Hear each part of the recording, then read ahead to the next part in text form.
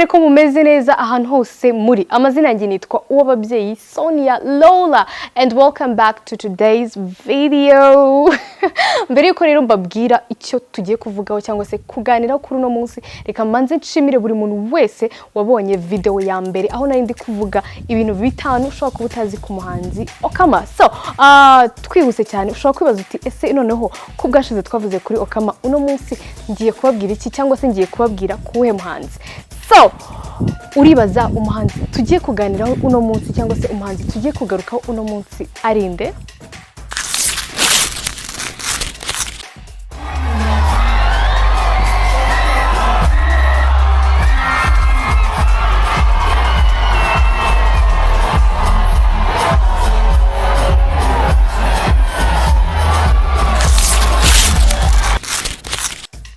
I got a girlfriend. Hey, she's a bad girl. Ntajya kina kuko nawe afite girlfriend.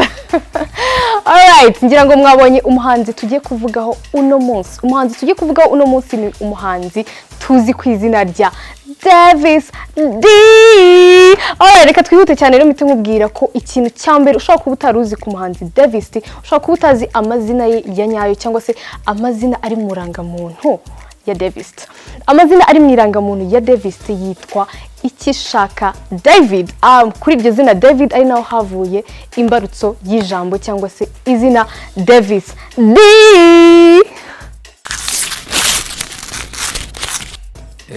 Gibajwe n'abantu benshi usigaye mu itabi. Ese amashusho yakwerekaga gute? Yagaragaraga kuri kunywa itabi. Nese ubwo yakwisubisha.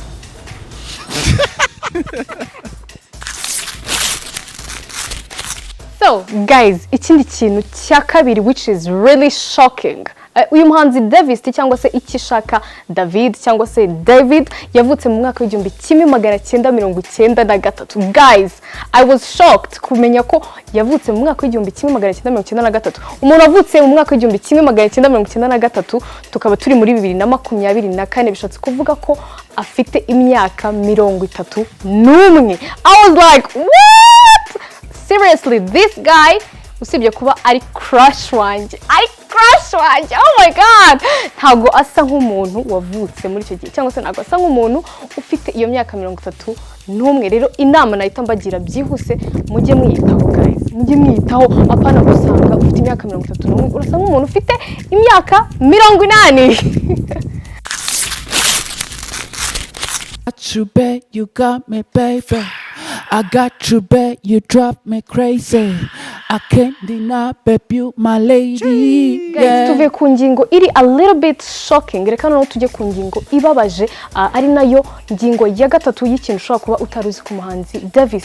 So Davis rero mbaza ngo byagenze gute. Davis yishimira kuba mu gihe yigaga muri secondaire yarirukanywe cyangwa se agahabwa weekend. Impamvu se yatuma umuntu yishimira kuba yarirukanywe ni yihe? Davis yavuze ko kuba yarirukanywe mbega mu kigo cy'amashuri ari cyo kintu cyamuhaye amahirwe yo kubona mama we ku nshuro ya nyuma, kubera ko urumva baramwirukanye aragaruka arataha. Iyo nshuro rero ataha ni cyo gihe aheruka kubona mama we ari muzima. Ni ibintu bibabaje guys. Ikindi kintu tukiri kuri ibyo ngibyo byuko mama we wenda yitabye Imana, tunavuga ati rest in peace mama Davis, nuko Davis ava ku ishuri bamaze kumubwira ko mama we yitabye Imana, yaje ku ishuri, yavuye ku ishuri azi ko nyine ari nka surprise bamukoreye, bega baje nyine kwako urumva yavuye ku ishuri banze kumubwira icyabaye, kandi murabizi ko iyo umuntu yagukoreye surprise aba yanga kuri kubwira. Ubwo rero nawe yumvaga ari surprise ya birthday ye bari kumutegurira, akaba ariyo mpamvu banze kumubwira ikintu agiye gukora ku ishuri. Ubwo rero yamaze kugera mu rugo yumva inkuru y'incamugongo yuko mama we yitabye Imana.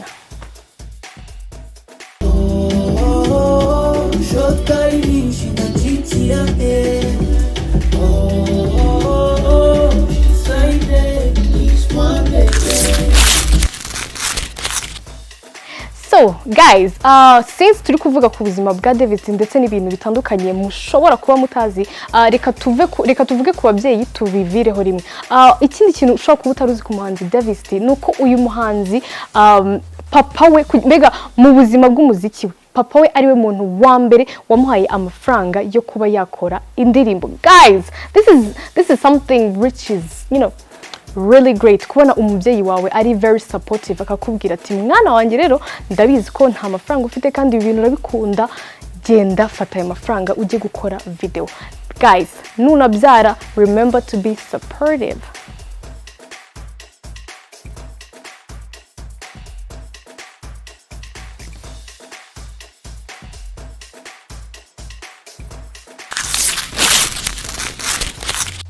Well, mu buzima busanzwe bwa buri munsi tubamo tuba dufite ibintu byinshi bitandukanye tugenda duhura nabyo, gusa nanone tukagira n'icyo twita aba role models. Mbaza ngo mbere yuko Davis yinjira mu muziki cyangwa se atangira kuririmba akabicyamamare tukamumenya, mbaza ngo ninde wari role model we?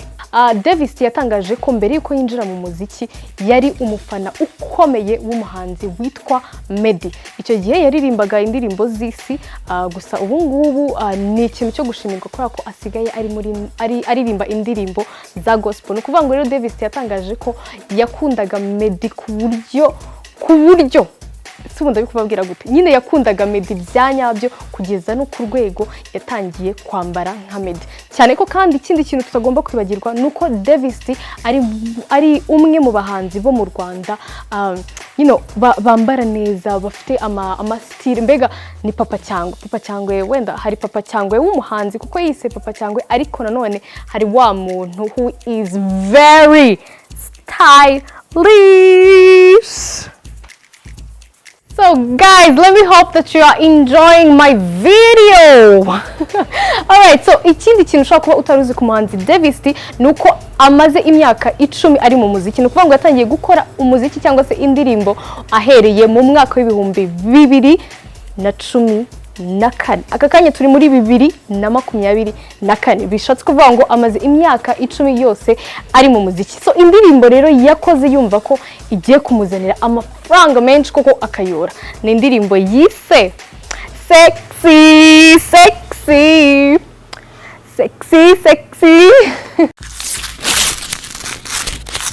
So guys, angira ngo dutangira video nababwiye ngo umuhanzi ngiye kuvuga waka kanya ni crush wanjye.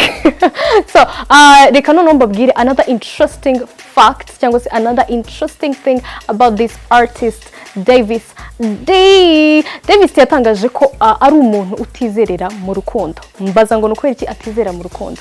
Well, Davis yavuze ko akenshi iyo uri umuhanzi cyangwa se uri umuntu w'icyamamare cyangwa se uri umuntu uzwi, bigoye kumenya ese ninde ugukunda byanyabyo, bigoye kumenya ese uyu muntu ankundira ukonde cyangwa se ankundira kuba ndi famous cyangwa se kuba mfite amafaranga. Rero bigoye cyane ko ashobora kuba yamenya umuntu umukunda, ari nabyo bintu bituma atajya mu rukundo ngo yumve koko ko ari mu rukundo.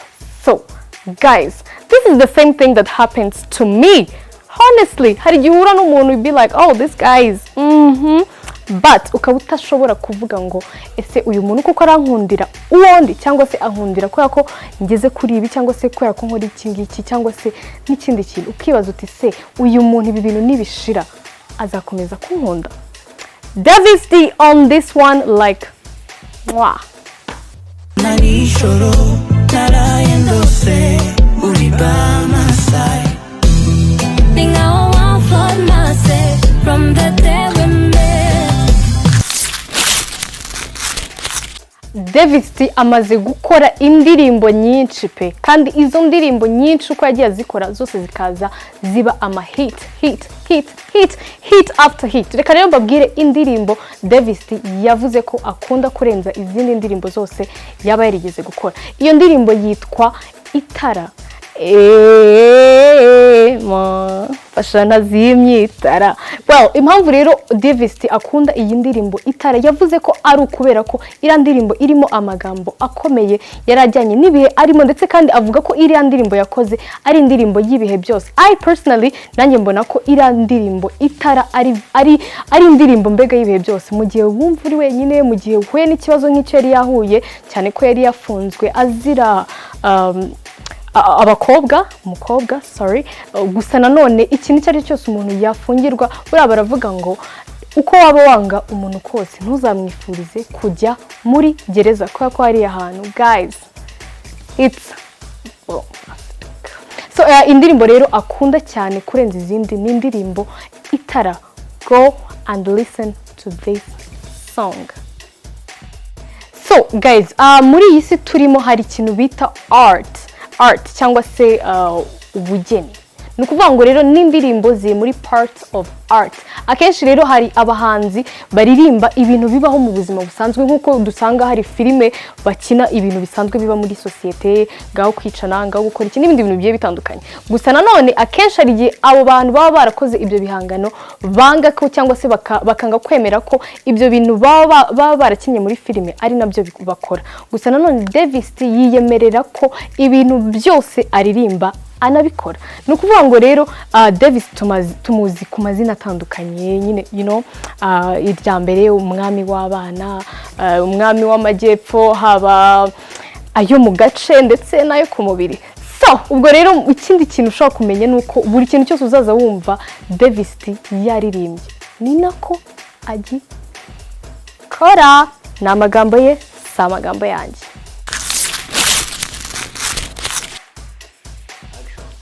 Sibyo gusa kandi uyu muhanzi Davis ku maguru ye abiri yiyemerera ko ari we muhanzi mu Rwanda urenze abandi bahanzi mu gukora indirimbo zirenze. Well, I personally nanjye uko turabyemeranya kuko nasanze ari we muhanzi hano mu Rwanda ugerageza gukora indirimbo zifite amashusho agaragara. Ubona indirimbo ukavuga ati wow, damn, kubona ko indirimbo nyine yarayiteguye, yayishoyemo, yayihaye umwanya we na buri kintu cyose. Hari ingero nyinshi z'indirimbo zitandukanye agiye akora, harimo Bon, harimo Pose, harimo Girlfriend n'izindi nyinshi zigiye zitandukanye. Ese wowe ubyumva ute? Ese nawe iyo urebye neza mu Rwanda ubona Davis ari umwami wa video zisa neza kandi zirenze?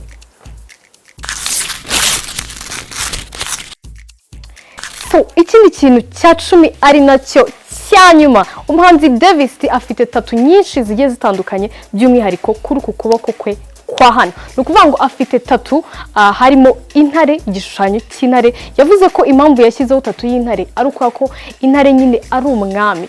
Nawe akaba avuga ati ndi umwami wa video, ndi umwami w'abana, ndi umwami wiki. Aravuga ati noneho reka mbyerekane ku mugaragaro, kiraho na tattoo y'intare. Well, afite amatatu menshi atandukanye, gusa nanone ku kuboko kwe kw'iburyo hariho tattoo y'ururabo rw'iroza. Well, abakobwa bakunda amaroza, numva ugiye kuri Saint Valentin cyangwa se n'ahandi ugomba guha umukobwa wawe ururabo rw'iroza. So ikindi nanone kuri iyindi tattoo afite ku kuboko kwe ni ijambo Molayo ryo mu kirimi cy'iki Nigeria, bishatse kuvuga ibyishimo. Urukumva nyuma yo kuba intare, urukumva ugatanga iroza, uba ugomba no kwishima. Muri tattoo esheshatu Davis afite harimo nanone tattoo y'amaboko afashe ishapuri. Ushobora kuba utaruzi ko Davis ari umukristo kubera ko yagiye agaragara mu bintu byinshi bitandukanye. Nk'ejo bundi yagiye mu gitaramo cya Platini ari kumwe n'umupfumu. Ukavuga ati se uyu muntu arasenga, uyu muntu babyagenze gute? Gusa yavuze ko yizerera mu Mana ndetse kandi ari umukristo. Sibyo gusa kandi Davis afite tattoo y'inyenyeri irimo utundi tunyenyeri twinshi. Ndetse tattoo ya nyuma yasobanuye ni tattoo ya Pentagon ishaka kwerekana icyizere nyuma y'ubu buzima bukabije, nyuma y'ubu buzima bubi hari icyizere cyoko ejo tuzabaho neza. So amazina yanjye rero yari uw'ababyeyi Sonia Lola. I hope you guys enjoyed my video. Please just continue giving me some support, continue showing me some love, and I was really amazed bitewe n'ukuntu video y'ubwashize mwayirebye. I hope you like this one too. Don't forget to subscribe, like and share. Oh, most important, don't forget to comment. I need to know what you think about my videos. Bye!